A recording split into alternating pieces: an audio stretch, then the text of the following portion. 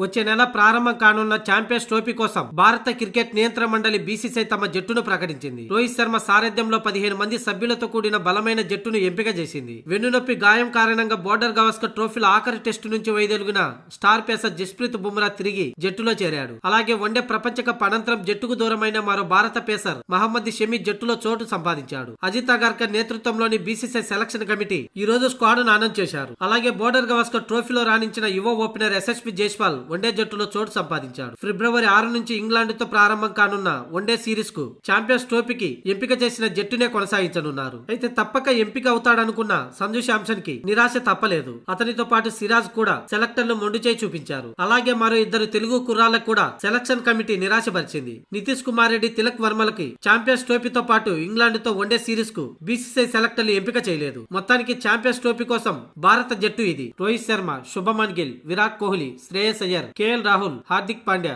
Ravindra Jadeja, Rishabh Pant, Kuldeep Yadav, Harshdeep Singh, Axar Patel, Yashasvi Jaiswal, Jasprit Bumrah, Mohammed Shami, Washington Sundar.